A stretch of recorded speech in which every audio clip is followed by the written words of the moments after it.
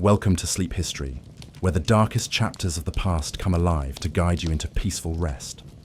Tonight's journey takes us deep into the blood-soaked mountains of 15th century Wallachia, where the real Dracula ruled not with supernatural powers, but with calculated terror that made even hardened warriors tremble. This extended sleep story explores the true life of Vlad III Dracula, known to history as the Impaler, a man whose cruelty was so legendary that it inspired the greatest monster story ever told.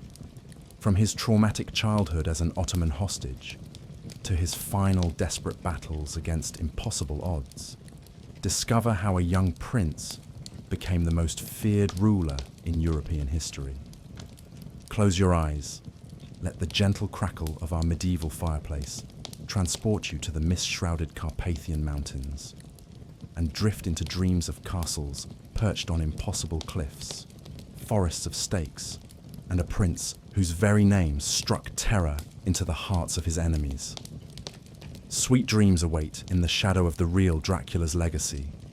Tonight, as you drift towards sleep, forget everything you think you know about Dracula. The real story is far more terrifying than any vampire tale. In the mist-shrouded mountains of 15th century Wallachia, a prince ruled through such calculated terror that his enemies trembled at the mere mention of his name. Vlad Dracula, the Impaler, was no supernatural monster. He was something far worse, a man who turned cruelty into statecraft and fear into power. So settle back, let the crackling fire warm you, and discover the blood-soaked truth behind history's most infamous ruler. The year was 1431, when Vlad III was born in the fortress town of Sighișoara, in what is now Romania. The world he entered was one of constant violence, where small principalities like Wallachia existed as battlegrounds between great powers. To the south, the mighty Ottoman Empire was expanding relentlessly into Europe, conquering kingdoms and enslaving populations. To the north and west, Hungary and Poland struggled to contain this Islamic tide, while pursuing their own territorial ambitions. Caught between these giants, Wallachia was a prize to be won, lost, and won again, and its princes learned early that survival required skills that no civilized court would teach. Vlad's father was Vlad II Dracul, a name that meant dragon in the ancient language of his people. The elder Vlad had earned this title through his membership in the Order of the Dragon, a chivalric society founded by the Holy Roman Emperor to defend Christian Europe against the Ottoman advance. The Order's symbol, a dragon with its tail wound around its neck, would become the family emblem, and young Vlad would inherit both the name and the burden that came with it. But Dracul was more than just a Christian knight. He was a pragmatist who understood that Wallachia's independence depended on playing its powerful neighbours against each other. Sometimes this meant allying with Hungary against the Ottomans. Sometimes it meant paying tribute to the Sultan while secretly negotiating with his enemies. Always, it meant sacrificing honour for survival, making deals that more prideful rulers would reject as shameful. Young Vlad grew up in this atmosphere of constant treachery and shifting loyalties. The castle at Sighișoara was no fairy tale palace, but a military fortress where every conversation carried the weight of life and death decisions. Here, noble children learned not just sword fighting and horsemanship, but the darker arts of politics. How to read the hidden meanings in diplomatic messages, how to identify which courtiers could be trusted and which were spies, how to smile while planning your enemy's destruction. The boy showed an early aptitude for these lessons. Court chroniclers noted his intelligence and his disturbing ability to remain calm while observing violence that made grown men flinch. When prisoners were interrogated in the castle dungeons, young Vlad would sometimes watch from the shadows, studying the techniques used to extract information and confessions. These were not the casual cruelties of a sadistic child, but the careful observations of a future ruler learning the tools of his trade. Vlad's education took a darker turn in 1442, when his father made a fateful decision that would shape the boy's character forever. Facing pressure from the Ottoman Sultan Murad II, Dracul agreed to send his two youngest sons, 11-year-old Vlad and his younger brother Radu, to the Ottoman court as hostages. This was a common practice in medieval diplomacy, designed to ensure the loyalty of vassal rulers by holding their children as guarantees of good behavior. The journey to the Ottoman capital of Adrianople was the first time young Vlad had traveled beyond the mountains of his homeland. As their escort led them through the Danube Valley and across the plains of Bulgaria, the boy saw firsthand the results of Ottoman conquest. Villages that had once been Christian now boasted minarets instead of church towers. Former Byzantine cities displayed the crescent moon and star where the double-headed eagle had once flown. Most disturbing of all were the slave markets, where Christian children captured in raids were sold to Turkish masters, who would raise them as Muslim soldiers. The Ottoman court was unlike anything in Vlad's experience. Where Wallachian castles were stark military fortresses, the Sultan's palace in Adrianople was a wonder of marble courtyards, silk tapestries, and gardens where fountains played among rose bushes. The luxury was intoxicating, but Vlad quickly learned that it masked a political system even more brutal than the one he had left behind. In the Ottoman Empire, power flowed from the Sultan alone, and that power was maintained through carefully calibrated violence. The Janissaries, elite slave soldiers recruited from Christian children, served as the Sultan's personal guards and enforcers. The Grand Vizier, technically the empire's second most powerful man, could be strangled with a silk cord if he displeased his master.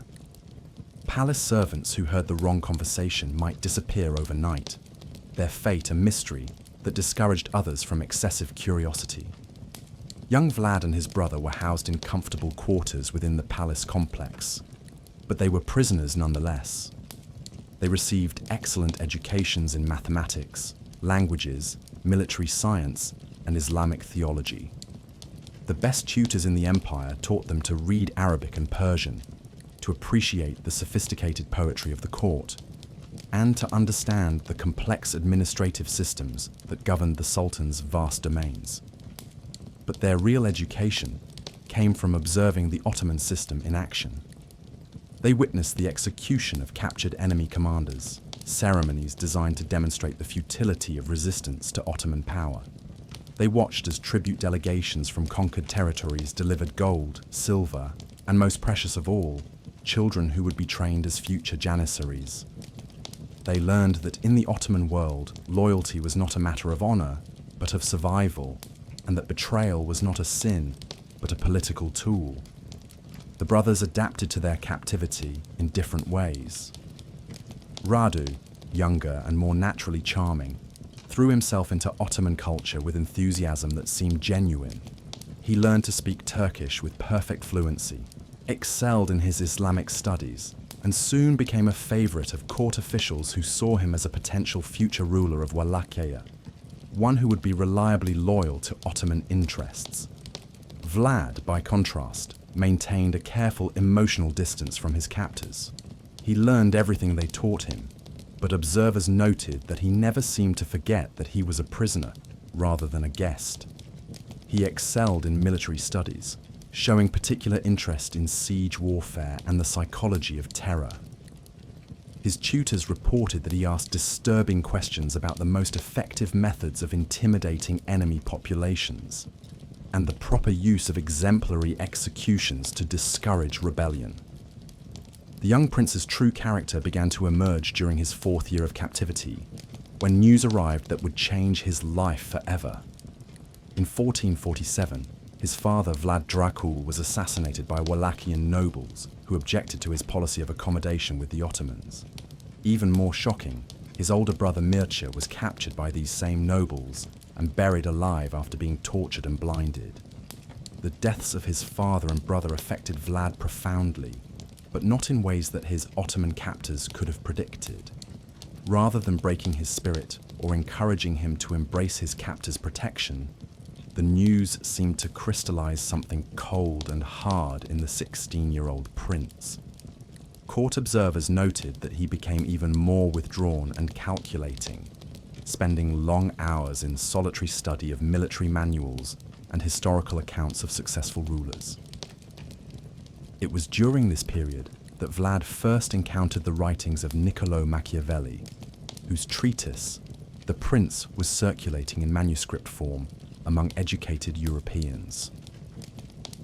The Italian philosopher's arguments about the necessity of fear in governance and the justification for princely cruelty resonated deeply with a young man who had watched his family destroyed by what he saw as his father's excessive mercy and political naivety. Sultan Murad II, recognizing that the young hostage might soon be useful as a puppet ruler of Wallachia, began giving Vlad increasing responsibilities within the Ottoman military hierarchy. The prince served with distinction in campaigns against Hungarian forces, demonstrating both personal courage and a sophisticated understanding of battlefield tactics.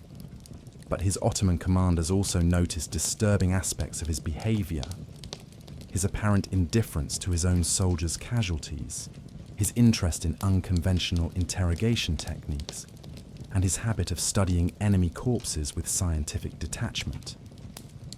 In 1448, when Vlad was 17 years old, Sultan Murad decided to install him as ruler of Wallachia, believing that the young man's Ottoman education and his dependence on Turkish military support would make him a reliable vassal.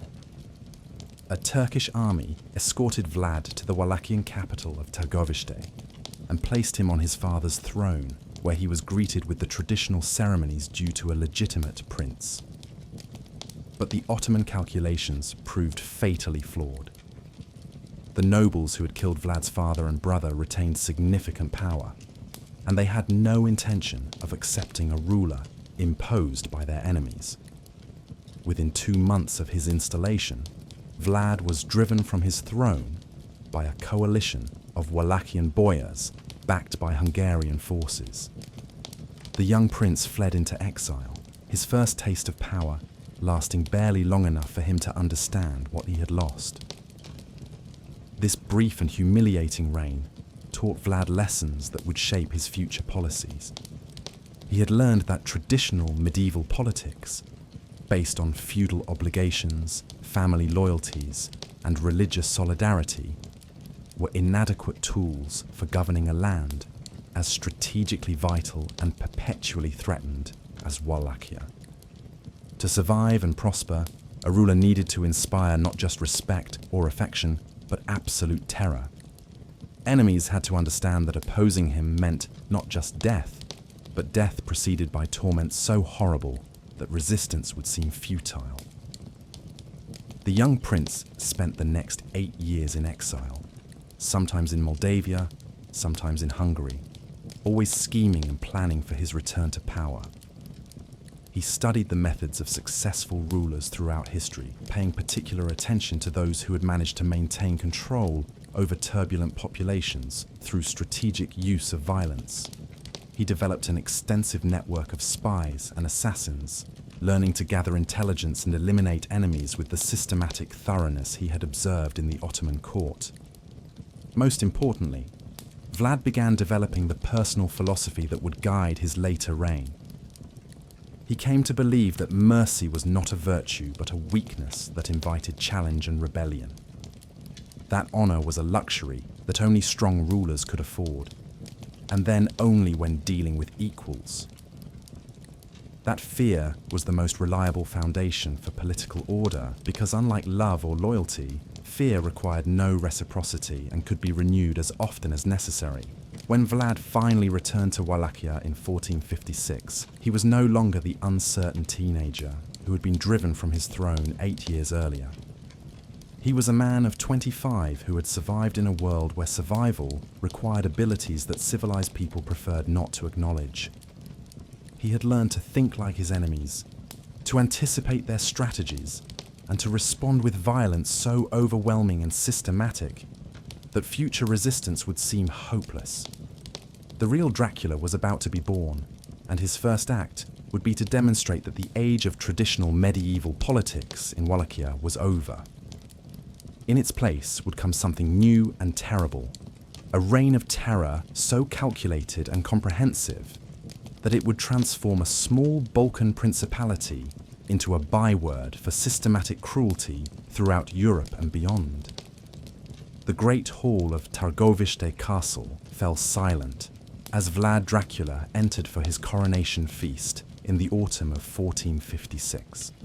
The assembled Wallachian nobles, the boyars who had ruled the principality during the interregnum, who had betrayed his father, who had murdered his brother, watched nervously as the young prince took his place on the ancient throne of Wallachia. They had accepted his return because they needed a leader capable of dealing with both Ottoman and Hungarian pressures, but they expected to control him as they had controlled his predecessors. They were about to learn how catastrophically they had miscalculated. Vlad had spent months preparing for this moment, not just militarily and politically, but psychologically. He understood that his reign would succeed or fail based on the events of the next few weeks. If he allowed the boyars to perceive weakness or uncertainty, they would move against him as they had moved against his father. If he moved too slowly or with insufficient force, his enemies would have time to organize resistance. But if he acted with overwhelming decisiveness, demonstrating that opposition meant not just death but exemplary destruction, he might cow his enemies into submission before they could mount effective resistance. The feast began with traditional ceremonies and ritual toasts to the new prince. Vlad played his role perfectly, accepting the homage of nobles who had every reason to fear him, while giving no outward sign of his intentions. He even smiled and exchanged pleasantries with men whose names appeared on the list of his father's killers that he had memorized during his years in exile. To the watching boyars, he seemed to be following the familiar pattern of Wallachian politics, pragmatic acceptance of existing power structures in exchange for nominal obedience. They could not have been more wrong. As the evening progressed and wine loosened tongues, Vlad began asking seemingly innocent questions about the events of 1447. Who had first suggested that his father was betraying Wallachia's interests? Which nobles had participated in the plot? Who had been present when his brother Mircea was tortured to death? The questions were asked with apparent casual curiosity, as if the new prince simply wanted to understand the political dynamics he had inherited. But servants throughout the castle had been replaced by Vlad's own men, brought from exile and loyal only to him. Guards at every entrance had been similarly replaced.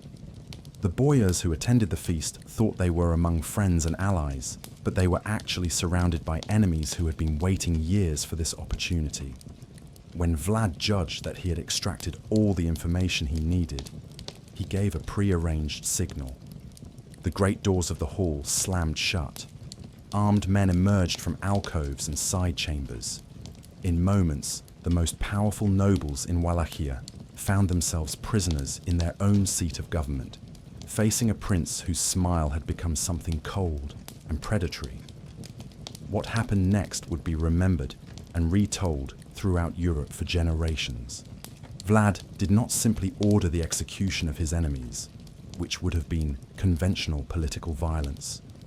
Instead, he began what historians would later recognize as one of the most systematic and theatrical campaigns of political terror in medieval history.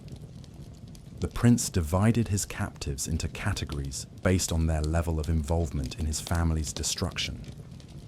Those who had merely supported the conspiracy would die quickly, beheading or hanging, the traditional deaths for noble traitors. Those who had actively participated in the plotting would die more slowly and publicly.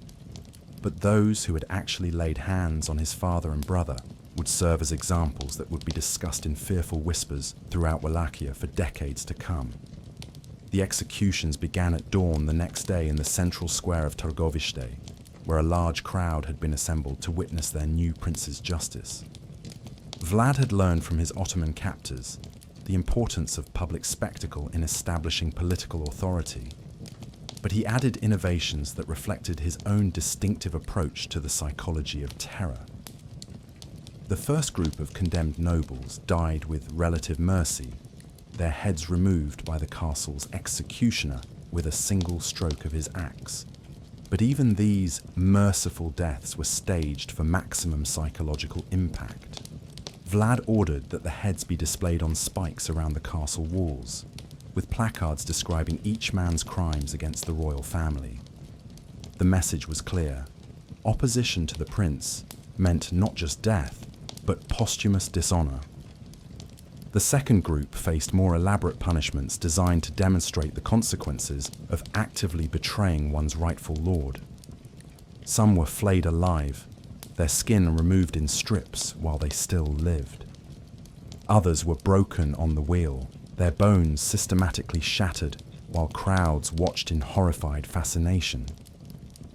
A few were burned at stakes in the castle courtyard, their screams audible throughout the town as evening fell. But it was the fate of the third group, those who had personally participated in the murders of Vlad's father and brother, that would establish his reputation for creative cruelty. These men were impaled on wooden stakes in a meadow outside the town, where their dying agonies could be observed by anyone brave enough to approach. Vlad had learned this execution method during his time among the Ottomans, but he refined it with an attention to detail that shocked even hardened observers. Impalement, as Vlad practiced it, was not merely a form of execution, but a careful balance between prolonging suffering and maintaining the victim's consciousness.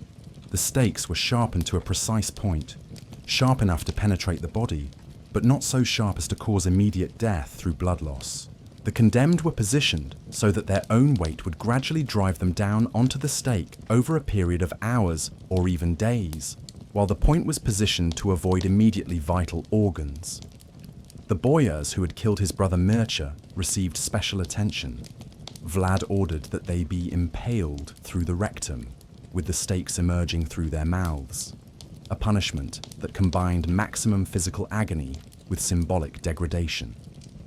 These men, who had once sat in judgment over his family, were transformed into grotesque scarecrows whose screams could be heard throughout the principality for 3 days and nights. The psychological impact of these executions was precisely what Vlad had intended. Word of the prince's justice spread throughout Wallachia within days, carried by merchants, travelers, and terrified survivors of the noble families that had been decimated. The message was unmistakable. The age of boyar independence was over, and the price of challenging royal authority was not just death, but torment so horrible that it would deter even the most ambitious potential rebels. But Vlad's campaign against the traditional nobility was only beginning. Over the following months, he systematically eliminated not just those who had actively opposed his family, but anyone whose power, wealth, or family connections might make them potential future threats. Entire noble lineages disappeared overnight, their properties confiscated and redistributed to men whose only qualification was absolute loyalty to their prince. The methods varied, but the underlying principle remained constant. Those who died as examples to others must die in ways that would be remembered and discussed for generations. Some nobles were buried alive in their own courtyards. Others were skinned, and their hides used to decorate the prince's throne room. A few were fed to wild animals in specially constructed arenas, their deaths serving as entertainment for crowds that were required to attend and applaud. This systematic elimination of the traditional nobility served multiple purposes beyond simple revenge.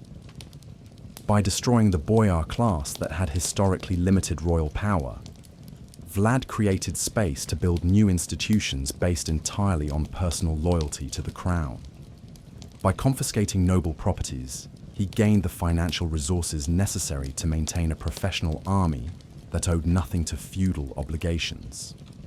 Most importantly, by demonstrating his willingness to use unprecedented violence against the highest social classes. he established a reputation for ruthlessness that would deter challenges from any quarter. The prince also used these early executions to establish the methods and institutions that would characterize his entire reign. He created a corps of professional executioners, men skilled in prolonging death while maintaining spectacle. He established a network of informants throughout the principality, rewarding those who reported suspicious conversations or activities. He built permanent execution grounds at strategic locations, ensuring that examples of his justice would be visible to travelers throughout Wallachia. Perhaps most importantly, Vlad began developing the philosophical framework that would justify his methods to himself and his supporters. He proclaimed that Wallachia's survival in a hostile world required a kind of unity and discipline that could only be achieved through the systematic elimination of internal divisions. Traditional medieval concepts of noble rights and feudal privileges were luxuries that a threatened principality could not afford. In their place must come absolute obedience to royal authority, enforced by the certain knowledge that disobedience meant not just personal destruction, but the destruction of one's entire family line. This ideology was not merely self-serving, but reflected Vlad's genuine understanding of Wallachia's strategic situation. Surrounded by the Ottoman Empire, Hungary, and other ambitious neighbors, the principality could survive only by achieving an internal cohesion that would allow it to respond instantly to external threats. Traditional noble independence, with its tendency toward regional loyalties and family feuds, was a weakness that enemies could exploit. Better to rule through terror than to lose the right to rule at all. By the end of 1456, Vlad had fundamentally transformed the political landscape of Wallachia. The boyar class that had dominated the principality for centuries had been reduced to a handful of terrified survivors whose only concern was avoiding actions that might attract royal attention. The traditional feudal system, with its complex web of obligations and privileges, had been replaced by a simple hierarchy with the prince at its apex, and all others merely subjects whose lives depended on his continued favor. The international implications of this transformation were not lost on foreign observers. Ottoman officials who had expected to manage a pliant puppet ruler found themselves dealing with a prince who seemed to view his former captors as enemies rather than protectors. Hungarian diplomats who had hoped to influence Wallachian policy through traditional noble contacts discovered that such contacts no longer existed. Most ominously, for Vlad's neighbors, merchants and travelers began reporting that Wallachia was becoming a place where order was maintained through methods so brutal that even hardened medieval warriors found them disturbing. The real Dracula had announced himself to the world, and the announcement was written in blood and terror. But this was only the beginning. Having established his domestic authority through systematic elimination of internal enemies, Vlad was now ready to turn his attention to the external threats that surrounded his principality. The forest of stakes that would make him legendary was about to grow beyond the borders of Wallachia itself. The Ottoman messenger who rode into Targoviste in the spring of 1459 carried himself with the arrogant confidence of a man representing the most powerful empire on earth. Sultan Mehmed II, fresh from his conquest of Constantinople, had sent demands for increased tribute from Wallachia, along with the traditional requirement that Vlad himself travel to the Ottoman court to renew his oaths of vassalage. The messenger expected the usual groveling response that characterized relations between the Ottoman Empire and its Balkan tributaries. Instead, he found himself facing a prince who had spent 3 years transforming himself from a desperate exile into something approaching a medieval force of nature. Vlad received the Ottoman delegation in his throne room, which had been deliberately arranged to create maximum psychological impact. The walls were decorated with the preserved skins of executed boyars, stretched and tanned like hunting trophies. The throne itself sat atop a dais built from human skulls, those of nobles who had opposed the prince's authority. Impaled heads on spikes flanked the great doors. while the scent of death and decay permeated the entire chamber. The Ottoman messenger, despite his experience with the calculated brutalities of his own empire, was visibly shaken by what he encountered. This was not the submissive vassal prince that Ottoman records described, but something altogether more dangerous. A ruler who seemed to have embraced violence not as a political necessity, but as an art form. Vlad listened to the Sultan's demands with apparent calm, then responded in a voice that carried throughout the silent hall. "Tell your master that Wallachia will pay no more tribute to those who hold my people in bondage.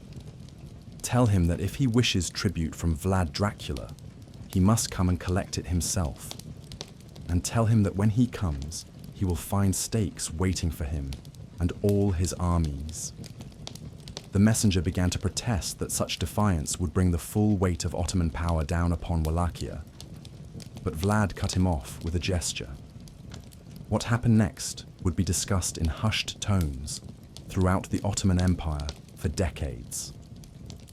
The prince ordered his guards to seize the delegation and drag them to the courtyard, where stakes had been prepared in anticipation of this moment. But Vlad's treatment of the Ottoman envoys went beyond simple execution. He had decided to send Sultan Mehmed a message that would be understood throughout the Islamic world. Wallachia was no longer a submissive tributary, but a dangerous enemy capable of inflicting costs that even the mighty Ottoman Empire might find unacceptable.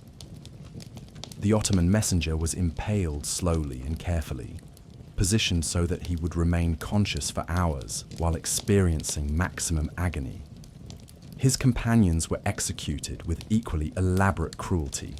Some flayed alive, others roasted over slow fires, a few broken on the wheel while crowds of Wallachian citizens watched in fascination.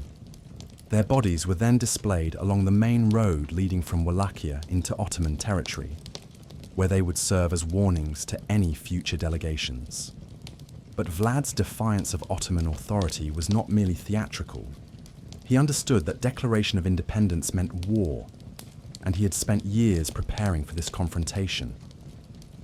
Unlike his predecessors, who had relied on traditional feudal levies and foreign alliances, Vlad had created a military machine designed specifically for the kind of asymmetric warfare that a small principality would need to survive against a vastly superior enemy.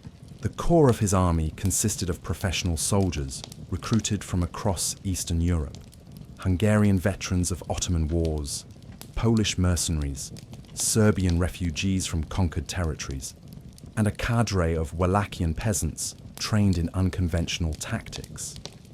These men were bound to their prince not by feudal obligations, but by regular pay, generous bonuses for successful operations, and the certain knowledge that defeat would mean not just death, but torture at the hands of vengeful enemies. Vlad had also revolutionized Wallachian intelligence capabilities, creating a network of spies and saboteurs that extended deep into Ottoman territory. Merchants who traded across the Danube, Orthodox priests who ministered to Christian populations under Ottoman rule, even some janissaries of Balkan origin, all provided information about Ottoman military preparations, political developments, and potential vulnerabilities. Most importantly, the prince had developed a strategic doctrine that would later be recognized as an early form of psychological warfare. Unable to match Ottoman forces in conventional battle, Vlad planned to make the conquest and occupation of Wallachia so costly in both material and psychological terms that even the Sultan would eventually conclude that the principality was more trouble than it was worth. The campaign began in late 1459 with a series of raids across the Danube into Ottoman territory that demonstrated the new character of Wallachian military operations.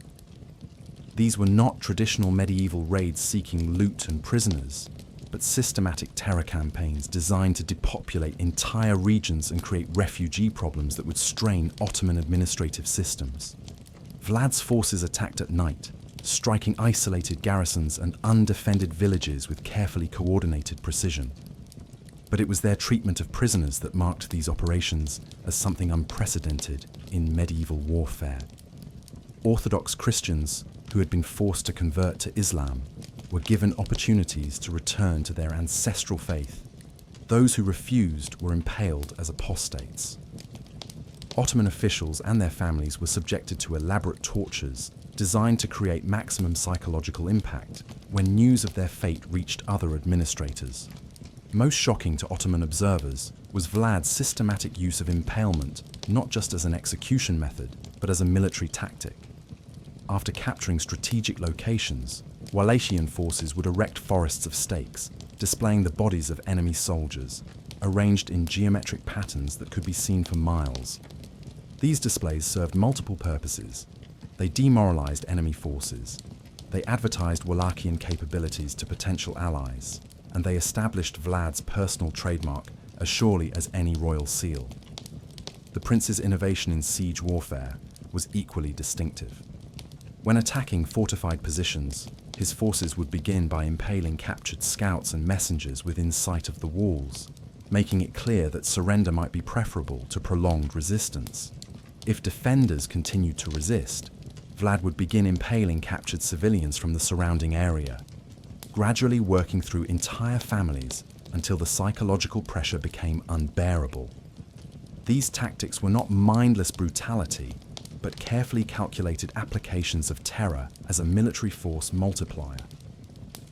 A Wallachian army of a few thousand men could paralyze Ottoman forces many times larger by creating the impression that resistance would result in fates worse than death.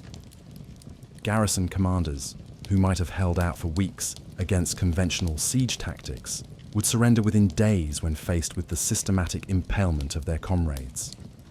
The psychological impact of these campaigns extended far beyond their immediate military objectives. Throughout the Ottoman Empire, Vlad Dracula became a figure of almost supernatural dread, a prince whose very name was associated with torment so horrible that even battle-hardened janissaries would desert rather than face him in combat. Stories of his cruelties, often exaggerated in the telling, spread through Ottoman territory faster than his armies could advance.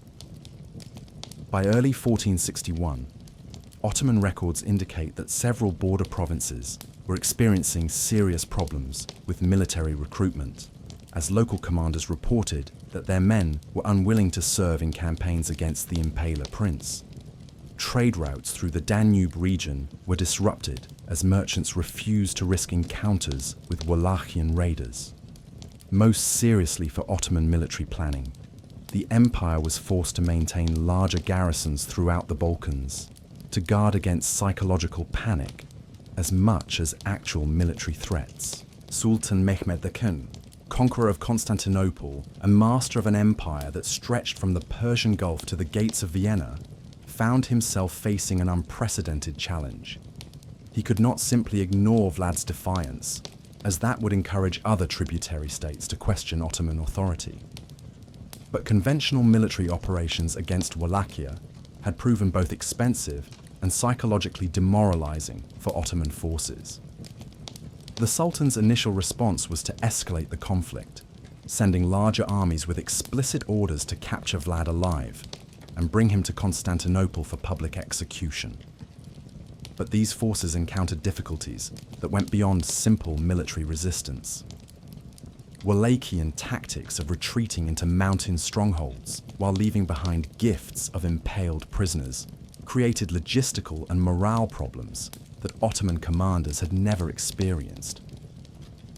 More troubling for the Ottoman High Command was the evidence that Vlad's methods were being studied and copied by other enemies of the empire. Hungarian forces began using impalement against captured Ottoman soldiers, while Serbian rebels adopted similar tactics of systematic terror. The Wallachian prince's innovations in psychological warfare were spreading throughout the Ottoman periphery like a contagious disease. By 1462, Mehmed had concluded that the Wallachian problem required his personal attention. The Sultan began assembling the largest army ever deployed against a single tributary state, over 150,000 men, including the elite Janissary Corps and the most experienced generals in Ottoman service. This force would not merely defeat Vlad's rebellion, but would serve as an example to other potential rebels of the consequences of defying Ottoman authority. But Mehmed had underestimated both his enemy's cunning and his own army's psychological vulnerability. As Ottoman forces massed for the invasion of Wallachia, they were already being weakened by rumors of what awaited them in the land of the Impaler prince. Veterans of previous campaigns spoke in whispers of forests of stakes, of tortured prisoners who begged for death, of an enemy who seemed to view human suffering as raw material for artistic expression. The stage was set for a confrontation that would test not just military capabilities, but the limits of human endurance and the power of terror as a weapon of war. In the mountains of Wallachia, Vlad Dracula was preparing to demonstrate that a small principality led by a sufficiently ruthless ruler could inflict costs that even the mightiest empire might find unacceptable. The Ottoman invasion was about to begin, and with it, the campaign that would transform a regional despot into a legend of terror that would echo through the centuries. The Ottoman army that crossed the Danube into Wallachia in June 1462 was a sight to inspire awe in any observer. Over 150,000 men moved in perfect formation across the rolling plains, their armor glinting in the summer sun, their banners marking the presence of the Sultan himself at the head of the greatest military machine in the medieval world. Elite janissaries marched alongside veteran Sipahi cavalry, supported by teams of engineers who could reduce any fortress to rubble, and a logistical system that had sustained conquests from Persia to the gates of Vienna. Sultan Mehmed II, riding beneath the green banners of Islam, was confident that this campaign would be brief and decisive. His spies had reported that Vlad could field no more than 30,000 men, many of them peasant militia with limited military training. The Wallachian prince had demonstrated considerable talent for border raids and terror tactics, but conventional wisdom held that such methods would be useless against a properly organized invasion by a professional army. Mehmed was about to discover that Vlad Dracula had no intention of fighting a conventional campaign. The first sign that this invasion would be different from previous Ottoman conquests came when the Sultan's advance guard reached the Wallachian border town of Giurgiu. They found the settlement apparently deserted, with no signs of military resistance or civilian evacuation. Ottoman commanders, expecting either a desperate defense or evidence of hasty retreat, instead discovered something that chilled even experienced veterans of siege warfare. The town had been transformed into an open-air charnel house. Every building contained carefully arranged displays of impaled corpses, men, women, and children who had apparently been inhabitants of the town. But these were not random executions or the result of panic during retreat. The bodies had been positioned with artistic precision, creating a grotesque gallery that seemed designed to communicate a specific message to the invading army. At the center of the town square stood a massive stake bearing the body of the Ottoman garrison commander who had been stationed in Giurgiu. A wooden sign, written in Turkish, bore a message that would be remembered throughout the Ottoman Empire. Sultan Mehmed, here is your advance payment for the tribute you demanded. The full amount awaits you in Targoviste. But the psychological impact of the Giurgiu display went beyond mere shock value. Ottoman soldiers, regardless of their experience and training, were forced to march through streets lined with impaled corpses, while their officers maintained formation and discipline. The effect was to transform the entire army into unwilling participants in Vlad's theatre of terror, creating associations between advance into Wallachian territory and exposure to horrors that would haunt their dreams for years to come. Sultan Mehmed, recognizing the propaganda value of appearing unmoved by such displays, ordered his army to continue its advance without pause. But Ottoman records from the campaign reveal that the Giurgiu incident had immediate effects on military morale and discipline. Desertion rates increased dramatically, with entire units of auxiliaries melting away during night marches. More seriously, reports began circulating that Vlad possessed supernatural powers, that his victims continued to suffer even after death, that the very air of Wallachia was cursed. As the Ottoman army advanced deeper into Wallachian territory, they discovered that Vlad had implemented a strategy that combined the ancient tactics of scorched earth with innovations that reflected his unique understanding of psychological warfare. Every town and village had been systematically depopulated, but not through evacuation. Instead, the inhabitants had been relocated to what Vlad called his gardens of justice, carefully arranged forests of stakes that lined the roads leading toward the Wallachian capital. These displays were not random acts of cruelty, but carefully orchestrated psychological operations designed to demoralize Ottoman forces while demonstrating the prince's absolute control over his territory. The impaled victims were arranged in hierarchical order that reflected their social status. Peasants on shorter stakes at the periphery, merchants and craftsmen on medium stakes in the middle ranks, clergy and minor nobles on the tallest stakes at the center. The message was unmistakable. Vlad's authority extended to every social class, and his willingness to use extreme violence knew no boundaries. But the most disturbing aspect of these displays was their mathematical precision. Ottoman officers, trained in military engineering, could not help but calculate the enormous logistical effort required to organize such systematic impalement. Each stake had to be prepared to exact specifications, positioned according to a predetermined plan, and maintained to ensure maximum visual impact. The sheer scale of the operation suggested that Vlad commanded not just ruthless determination, but administrative capabilities that rivaled those of the Ottoman Empire itself.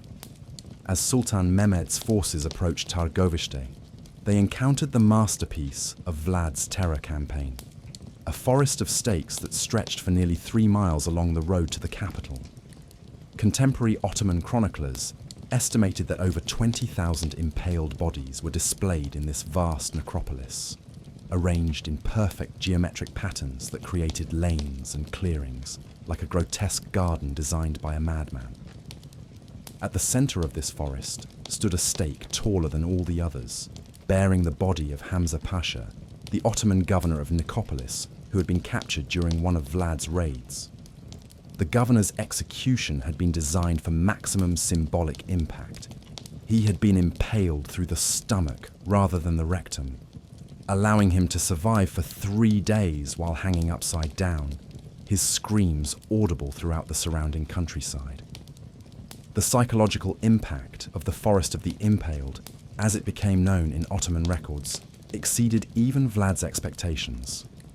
When the Sultan's advance guard reached the edge of this charnel house, many soldiers simply refused to proceed further. Veterans who had fought in a dozen campaigns declared that they would rather face death in battle than march through what they described as the devil's own garden. Sultan Mehmed himself was reportedly shaken by the sight, though he maintained his composure in front of his officers. Ottoman sources describe him standing silently for nearly an hour at the edge of the forest, studying the arrangement of bodies with the careful attention of a general surveying enemy fortifications. When he finally spoke, his words revealed both grudging respect for his enemy's capabilities and growing uncertainty about the wisdom of continuing the campaign. "This is not the work of a man," the Sultan reportedly told his Grand Vizier. "This is the work of something else entirely. A creature who has learned to use human suffering as a language that speaks directly to the soul." The comment would be recorded in Ottoman chronicles and repeated in whispered conversations throughout the empire for generations to come. But the Forest of Stakes was more than just a psychological weapon. It was also a practical military obstacle that forced Ottoman forces to choose between routes that favored different forms of tactical disadvantage. Marching through the forest would expose the army to maximum psychological pressure, while restricting maneuverability and creating opportunities for ambush. Marching around it would require lengthy detours through terrain that Vlad had undoubtedly prepared with additional unpleasant surprises. The Sultan chose to split his forces, sending his janissaries around the forest while ordering his Sipahi cavalry to ride directly through it. This decision, while tactically sound, had the unintended consequence of maximizing the psychological impact of Vlad's display on the empire's most elite military units. The janissaries, who prided themselves on their discipline and religious devotion, found their march disrupted by the constant sight of impaled corpses and the overwhelming stench of decay. Many began showing signs of what would now be recognized as battlefield trauma: trembling, inability to sleep, obsessive religious observances. The Sipahi cavalry, meanwhile, discovered that riding through the forest of stakes presented its own unique horrors. Horses, more sensitive to the smell of death than their riders, became increasingly difficult to control as the formation penetrated deeper into the charnel house. Several mounted units broke formation entirely when their horses panicked, creating chaos that would have been exploited by any conventional enemy. But Vlad's greatest innovation was his understanding that psychological warfare could be more effective when combined with conventional military pressure applied at precisely the right moment. As Ottoman forces struggled through the forest of stakes, Wallachian raiders struck their extended supply lines, cutting communications between different parts of the army and creating logistical problems that compounded the psychological pressure. These raids were conducted with the same systematic cruelty that characterized all of Vlad's operations. Captured Ottoman soldiers were not simply killed, but were impaled within sight of their comrades, often while the main army was still struggling through previous displays of the prince's handiwork. Supply convoys were destroyed, but their guards were left alive after being subjected to tortures designed to incapacitate them without killing them, creating additional burdens for Ottoman medical personnel and further undermining morale. By the time Sultan Mehmed's army reached Targovishte, they found that the Wallachian capital had been evacuated and partially destroyed by its own defenders. But the city had not been abandoned. It had been transformed into a final psychological weapon designed to convince the Ottoman Empire that conquering Wallachia would require costs that even the Sultan's vast resources could not sustain. The royal palace had been converted into a charnel house containing the bodies of every Ottoman official, merchant, and traveller who had been in Wallachian territory when the war began.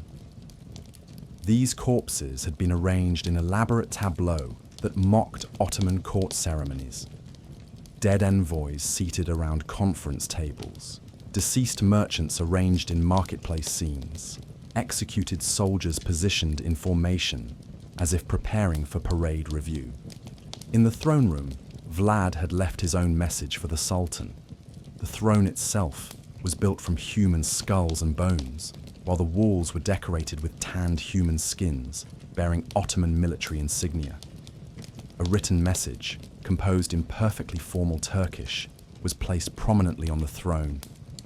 Sultan Mehmed, conqueror of Constantinople, master of 2 continents, welcome to the court of Vlad Dracula, Prince of Wallachia, son of the dragon, defender of the faith.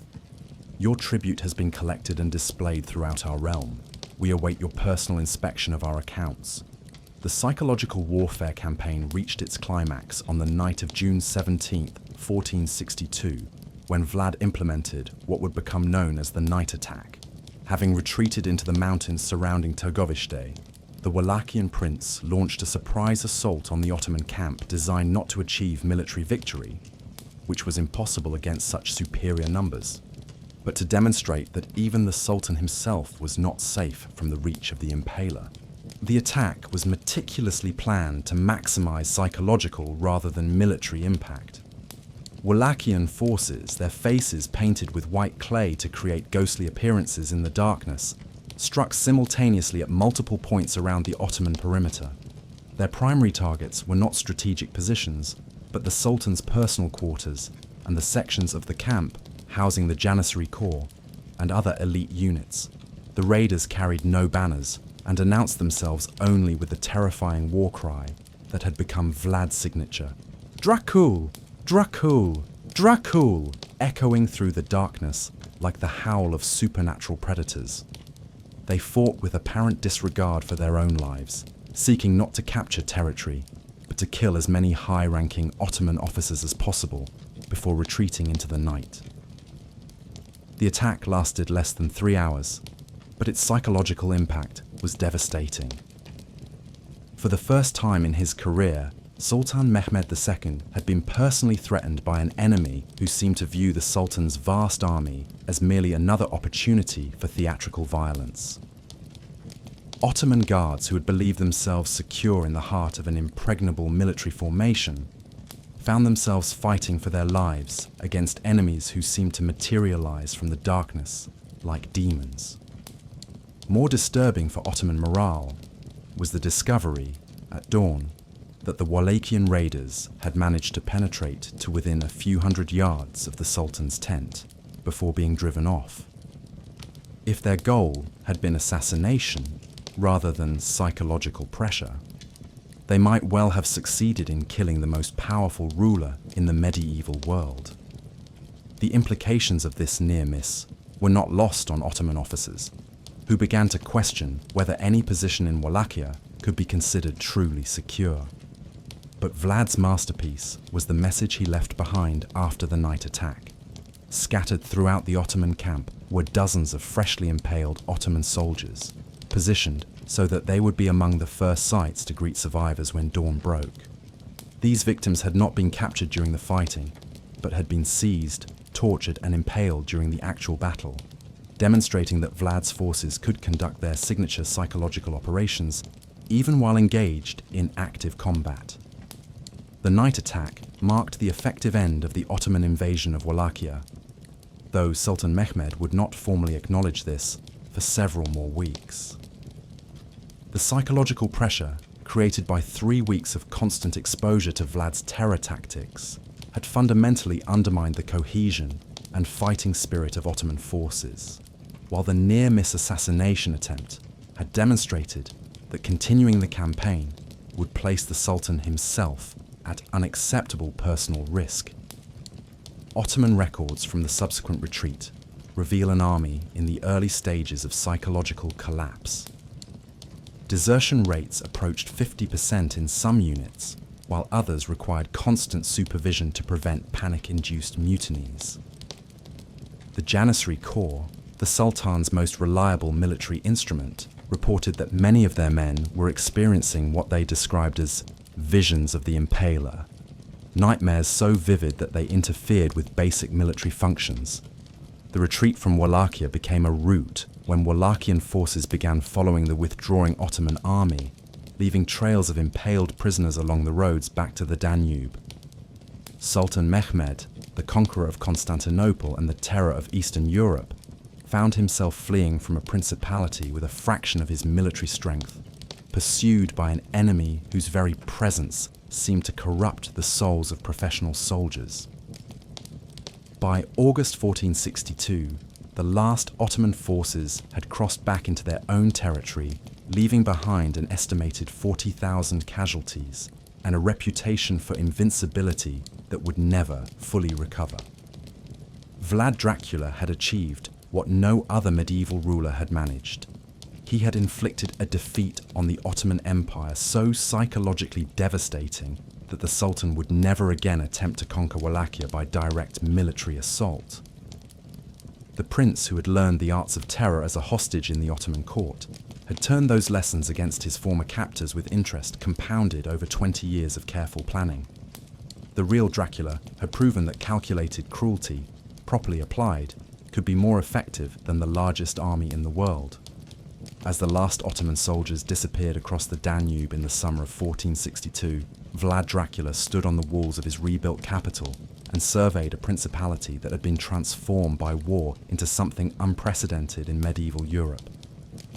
Wallachia had become the first Christian state to decisively defeat the Ottoman Empire through military action, but the victory had come at a price that would haunt the prince for the remainder of his life.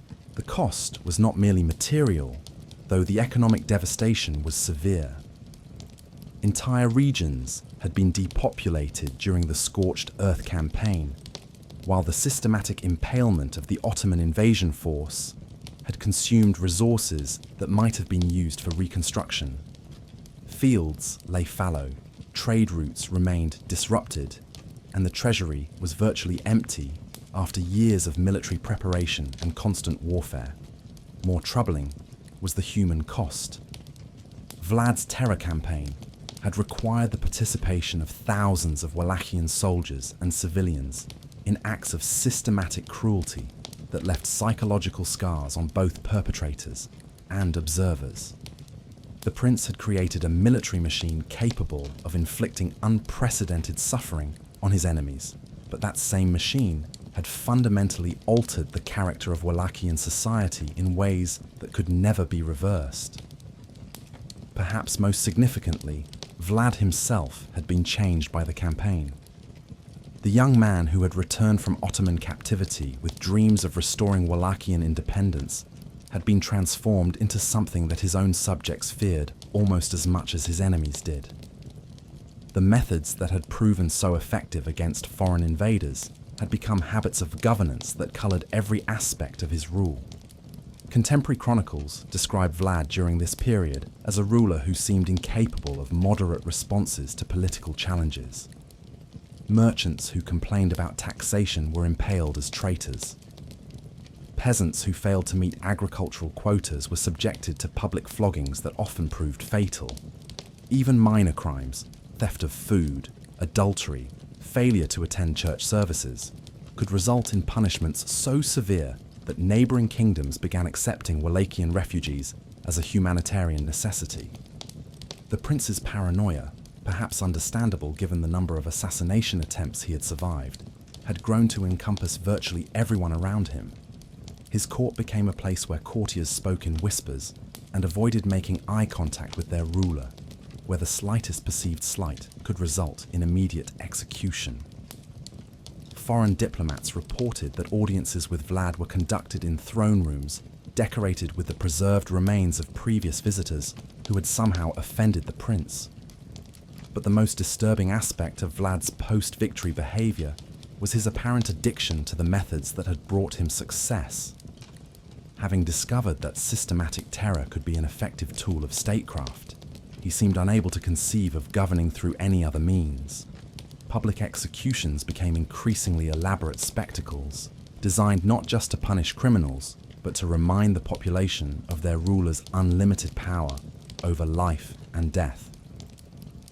The impalement techniques that had proven so effective against Ottoman forces were refined and systematized for domestic use.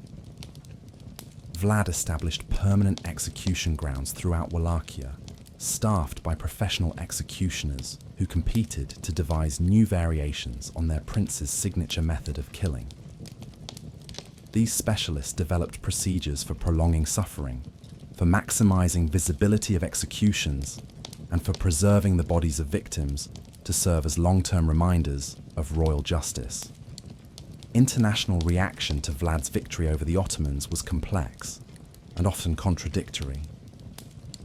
Christian rulers throughout Europe celebrated the defeat of their common enemy and praised Vlad as a defender of the faith against Islamic expansion. Pope Pius II himself wrote letters commending the Wallachian prince's courage and dedication to Christian values, while Hungarian and Polish nobles began seeking military alliances with a ruler who had proven capable of standing against Ottoman power. But these same rulers were deeply disturbed by reports of Vlad's methods, which seemed to violate fundamental Christian concepts of mercy and proportion in punishment. Diplomatic correspondence from the period reveals a growing tension between admiration for Vlad's military effectiveness and horror at the means he employed to achieve his objectives. Many European courts found themselves in the uncomfortable position of simultaneously courting his alliance and condemning his methods. The Ottoman Empire's response to their defeat was equally complex. Sultan Mehmed II officially denied that the withdrawal from Wallachia constituted a military defeat, claiming instead that he had achieved his objectives by demonstrating Ottoman power to potential rebels throughout the Balkans. But internal Ottoman documents reveal a different story, one of military units that refused service against Vlad, of strategic plans that were abandoned due to concerns about troop morale, of an empire that had discovered the limits of its own psychological resilience. More significantly, the Ottoman defeat in Wallachia encouraged rebellions throughout the empire's European territories. Serbian rebels began using impalement against captured Ottoman officials, explicitly modelling their tactics on Vlad's example. Hungarian border commanders reported increased effectiveness in their own operations against Ottoman positions, as enemy forces seemed reluctant to engage in combat that might result in capture and subsequent torture. The psychological weapon that Vlad had forged was beginning to spread throughout Eastern Europe like a contagious disease. These developments placed enormous pressure on Sultan Mehmed to find some way of neutralizing the Wallachian threat without risking another direct military confrontation. The solution came through diplomatic channels that exploited the growing international unease about Vlad's methods and the complex web of alliances that characterized late medieval European politics. Hungarian King Matthias Corvinus, despite his public praise for Vlad's victory over the Ottomans, had his own reasons for concern about the growing power of his Wallachian neighbour. A strong and independent Wallachia could threaten Hungarian control over Transylvania and complicate Hungarian diplomatic relations with the Ottoman Empire. More immediately, Hungarian nobles were beginning to question why their own king could not achieve military successes comparable to those of a prince whom they dismissed as a barbaric upstart. The opportunity for Hungarian intervention came when Vlad's methods finally provoked open resistance from within Wallachia itself. A group of boyars who had survived the purges of the early 1450s began plotting with foreign support to overthrow their prince. Motivated partly by genuine horror at his brutalities, and partly by more traditional concerns about royal limitations on noble privileges. The conspiracy was complicated by the involvement of Vlad's younger brother Radu, who had remained in Ottoman service during Vlad's reign and had been groomed as a potential replacement ruler for Wallachia. Radu represented everything that Vlad was not, diplomatic rather than confrontational, willing to work within the Ottoman system rather than challenging it, committed to traditional forms of governance that emphasized consensus and moderation rather than terror and absolute authority. Ottoman support for the conspiracy was carefully concealed, channeled through Hungarian and Moldavian intermediaries who could provide plausible cover for what was essentially a covert operation designed to achieve through political manipulation what had proven impossible through direct military action. The plan was to coordinate a domestic uprising with foreign military intervention, creating a situation where Vlad would be forced to fight on multiple fronts simultaneously.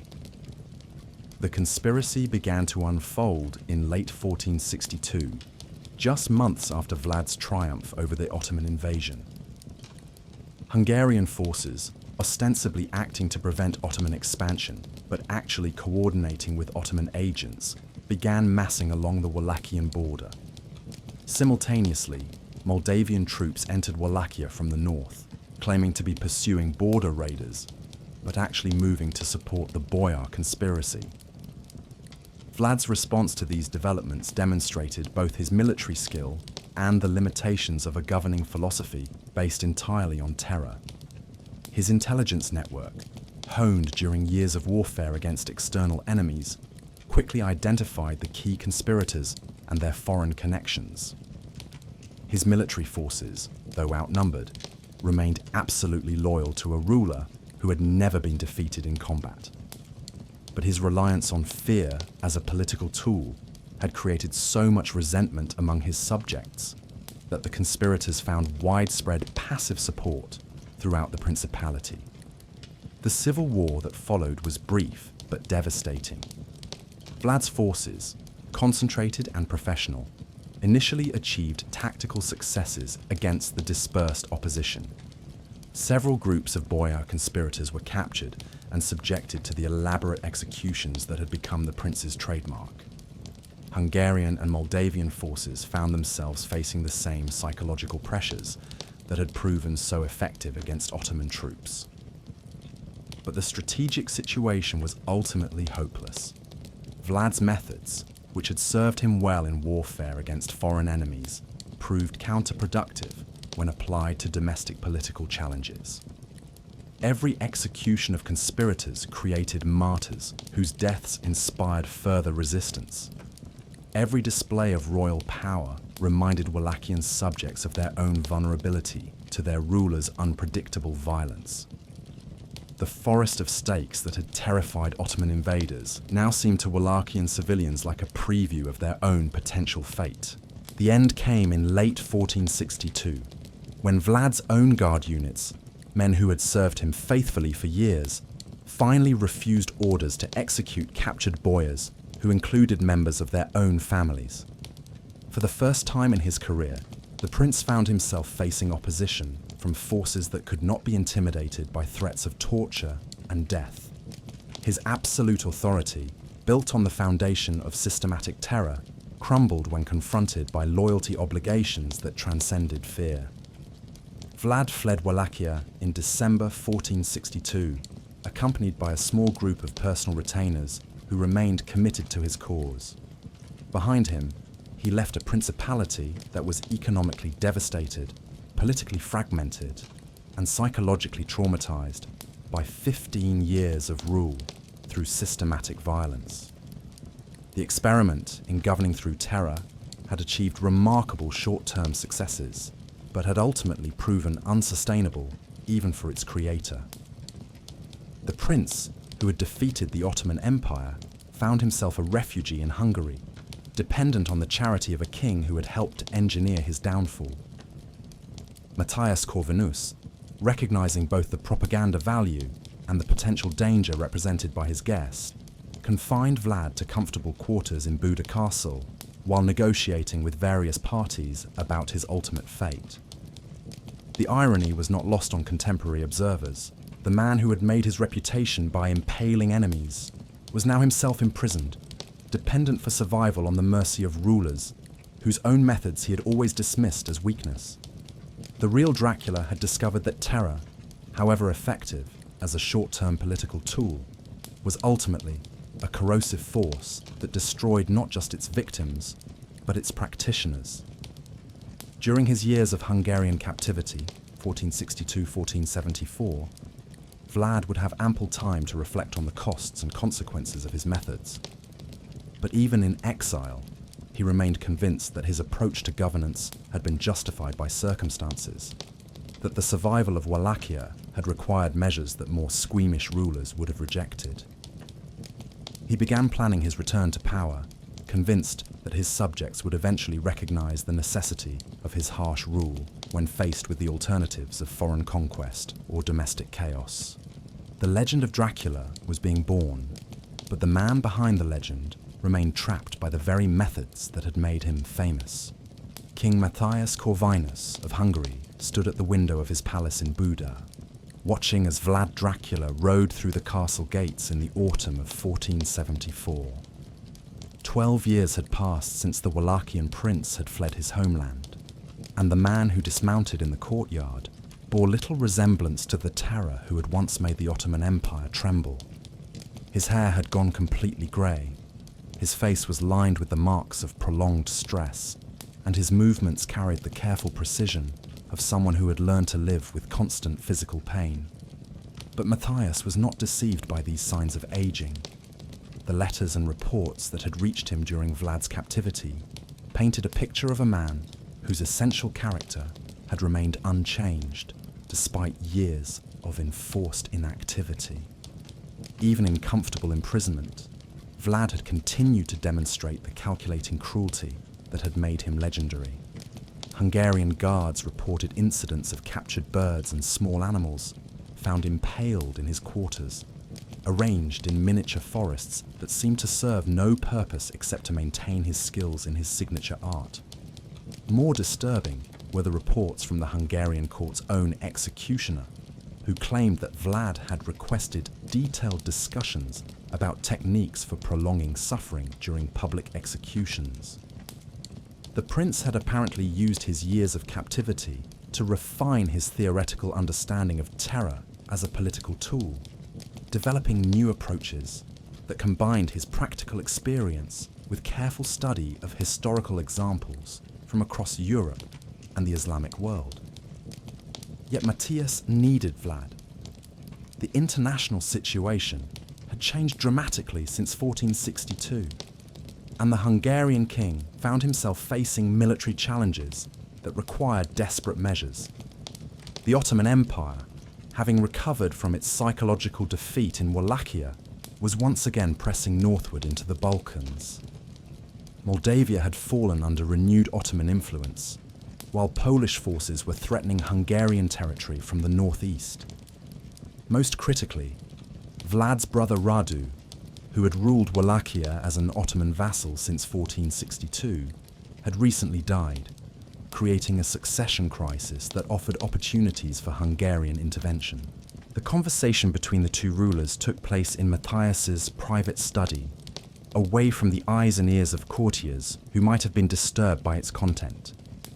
Contemporary records suggest that both men understood they were negotiating an agreement that would likely lead to renewed warfare and massive civilian casualties, but neither seemed troubled by the moral implications of their arrangement. Vlad's opening words reportedly set the tone for the entire discussion. "Your Majesty knows what I am capable of achieving with adequate resources and sufficient motivation. The question is whether you are prepared to accept the costs of the methods that produce such results." The prince had clearly spent his years of captivity analysing his previous failures and developing plans for avoiding similar problems in any future campaign. Matthias's response was equally direct. The Ottoman threat requires responses that conventional rulers cannot provide. I am prepared to support your return to Wallachia, but I must have assurances that your methods will be directed against our common enemies rather than potential allies. The Hungarian king was essentially offering to unleash a force that he could not fully control in exchange for tactical advantages that he could not achieve through conventional military means. The agreement they reached would be remembered as one of the most cynical diplomatic arrangements in medieval European history. Matthias would provide Vlad with Hungarian military support and financial resources sufficient to reclaim his throne in Wallachia. In exchange, Vlad would serve as a buffer against Ottoman expansion while employing his specialized skills to destabilize enemy territories and eliminate potential threats to Hungarian interests. But the most disturbing aspect of their arrangement was the explicit understanding that Vlad would be given free rein to use whatever methods he deemed necessary to achieve these objectives. Matthias was essentially providing official sanction for the systematic employment of terror as an instrument of state policy, while insulating himself from direct responsibility for the consequences. Vlad's return to Wallachia in November 1474 marked the beginning of what historians would later call his final campaign, a 2-year period that would see him achieve his most spectacular military successes, while simultaneously destroying any possibility of long-term political stability in his homeland. The prince who had learned to weaponize cruelty was about to demonstrate that 12 years of enforced reflection had only refined his abilities rather than moderating them. The campaign began with a winter assault on Wallachian positions that demonstrated the evolution of Vlad's tactical thinking during his years of captivity. Instead of the frontal attacks that had characterized his earlier military operations, he now employed sophisticated deception and psychological manipulation to achieve his objectives with minimal casualties among his own forces. The key to this new approach was Vlad's use of what he called demonstration warfare, carefully staged atrocities designed to convince enemy forces that resistance was futile, while persuading potential allies that cooperation offered their only hope of survival. The prince had concluded that his previous reliance on indiscriminate violence had been strategically counterproductive, creating unnecessary enemies while failing to distinguish between different categories of potential opposition. His first target was the fortress of Bucharest, which had served as the capital of Wallachia during his brother Radu's reign. Rather than attempting a conventional siege, Vlad sent emissaries to the garrison commander with a carefully crafted message that combined reasonable terms for surrender with vivid descriptions of what would happen to defenders who chose to resist. The message was accompanied by evidence of Vlad's intentions in the form of carefully preserved body parts from Ottoman soldiers captured during his march through Wallachia. These grisly trophies were arranged in patterns that told a story of systematic torture and dismemberment, designed to convince the fortress commander that conventional military honor would provide no protection against an enemy who viewed human suffering as raw material for artistic expression. The psychological impact was precisely what Vlad had intended. The garrison surrendered without resistance, and the fortress commander was permitted to depart with his men and full military honors. But the Wallachian officials, who had collaborated with Radu's Ottoman-backed regime, received very different treatment, designed to send messages to potential opponents throughout the principality. These collaborators were subjected to what Vlad called educational executions, elaborate public ceremonies that were designed to function as both punishment and instruction. Each victim was impaled according to procedures that reflected his specific crimes against Wallachian independence, with the methods of execution serving as a form of communication that could be understood by illiterate as well as educated observers. Minor officials who had simply collected taxes for the Ottoman-backed regime were impaled quickly, their deaths serving as warnings against collaboration but not requiring extended suffering. Regional governors who had actively assisted Ottoman military operations were impaled slowly, positioned so that their dying agonies would be visible for days to anyone approaching the capital. The highest-ranking collaborators were subjected to innovations in impalement technique that Vlad had developed during his captivity, methods so elaborate that they required detailed written instructions for the executioners who carried them out. By spring 1475, Vlad had re-established his authority throughout most of Wallachia, but his methods had also created a refugee crisis that threatened to destabilize the entire region. Thousands of Wallachian civilians, terrified by reports of their prince's return, had fled to neighboring kingdoms, carrying stories of renewed atrocities that confirmed international suspicions about Vlad's character.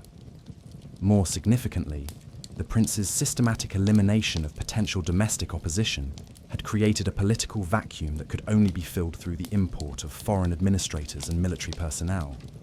Vlad increasingly relied on Hungarian advisors and Serbian mercenaries to staff positions that had traditionally been held by native Wallachians, creating resentment among the surviving local nobility while making his regime dependent on foreign support. The Ottoman response to Vlad's return was swift and decisive.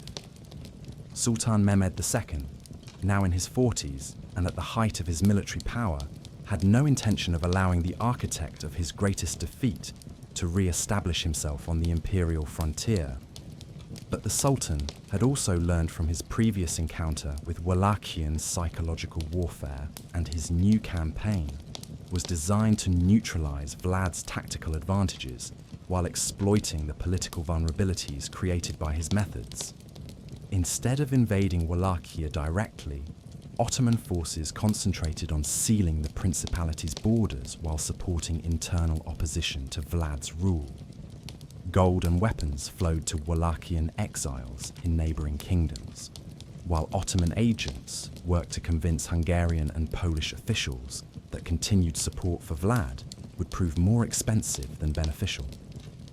Most effectively, the Ottomans began systematically documenting and publicizing Vlad's atrocities, using the international horror at his methods as a diplomatic weapon against his Hungarian supporters.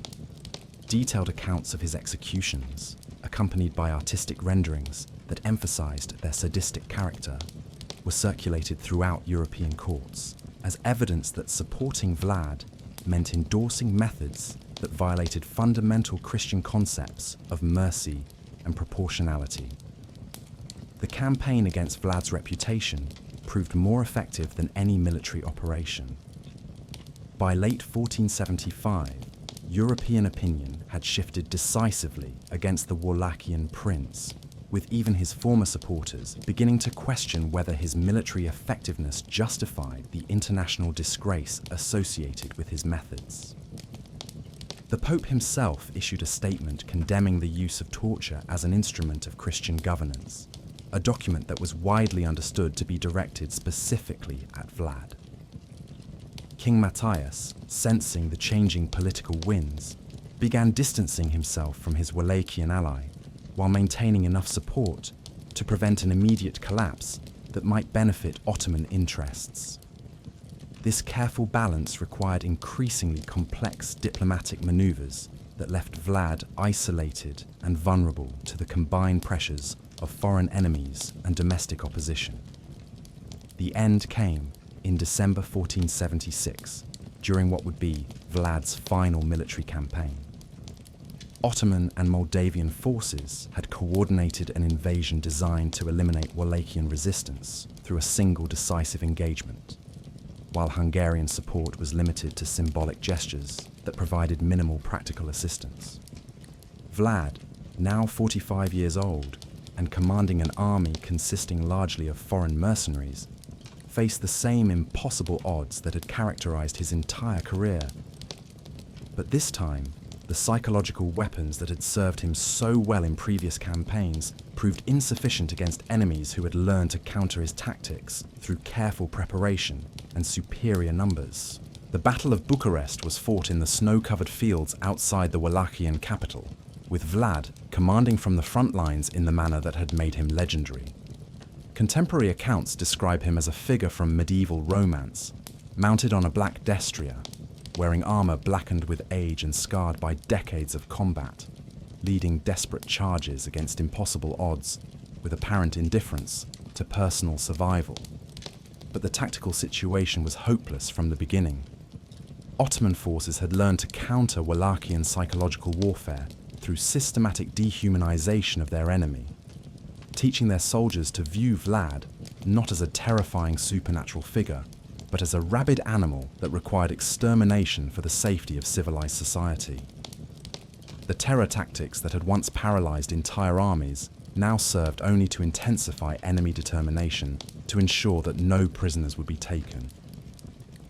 The battle ended with the destruction of Wallachian resistance and the death of Vlad himself, though the exact circumstances of his demise remain disputed by historical sources. Ottoman accounts claim that he was killed in combat while attempting a final cavalry charge against superior forces. Hungarian chronicles suggest that he was assassinated by his own men, who feared the consequences of being captured in his company. Wallachian sources maintain that he was betrayed by allies who had been secretly negotiating with his enemies.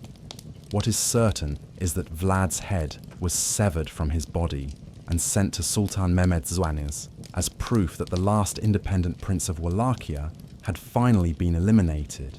The head was reportedly preserved in honey and displayed in the Ottoman capital, where it served as a reminder that even the most formidable enemies of the empire would ultimately face justice for their crimes. The death of Vlad Dracula marked the end of Wallachian independence for nearly 4 centuries. The principality would remain under direct or indirect Ottoman control until the 19th century. Its brief period of autonomous resistance remembered primarily through the horrific methods employed by its most famous ruler.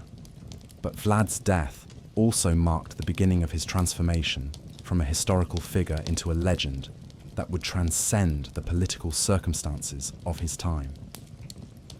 Within decades of his demise, stories of his cruelties were being embellished and retold throughout Europe, gradually acquiring supernatural elements that would eventually give birth to the vampire mythology that made Dracula immortal. The real Dracula had learned that terror could be an effective short-term political tool, but that its long-term costs ultimately exceeded its benefits. his legacy would be determined not by his military victories or his defense of Christian Europe, but by the methods he had employed to achieve those objectives. Methods so extreme that they captured the imagination of storytellers for centuries to come. As you drift into sleep tonight, remember that behind every monster story lies a grain of human truth. The vampires and supernatural creatures that haunt our nightmares are often based on real people who discovered that the pursuit of power could transform them into something worse than any fictional demon. Vlad Dracula was no supernatural monster, but his willingness to embrace systematic cruelty as a tool of governance made him something far more terrifying. A man who had learned to enjoy the suffering of others and to justify that enjoyment as political necessity. The real Dracula sleeps in his Romanian grave, but the legend he created through blood and terror will wander the earth forever, reminding us that sometimes the most frightening monsters are those that were once human beings who chose to abandon their humanity in pursuit of power. Let the crackling of our fire carry you into peaceful dreams, where the shadows of the past cannot reach you, and where the only vampires that exist are safely confined to the pages of books and the silver screen. The real horror of Vlad Dracula's story lies not in supernatural powers or immortal curses, but in the very human capacity for cruelty that lurks within us all, waiting for the right circumstances to transform ordinary people into legends of terror. Sweet dreams await in the safety of our modern world, where the law protects us from the arbitrary violence of absolute rulers, where mercy is valued over fear, and where the forests of stakes exist only in history books and cautionary tales. Sleep well, knowing that the real Dracula is gone forever, but that his story endures as a reminder of what we must never allow ourselves or our leaders to become. The fire burns low now, casting dancing shadows on the walls, as we bid farewell to the blood-soaked hills of Wallachia and the prince who made his name synonymous with terror. Rest peacefully in the knowledge that some stories, however dark, serve to illuminate the importance of compassion, justice, and the eternal human struggle between our better angels and our darker impulses. Good night, and may your dreams be filled with light, rather than the shadows that consumed Vlad Dracula, the man who became a monster, not through supernatural transformation, but through the all-too-human choice to embrace cruelty as a way of life.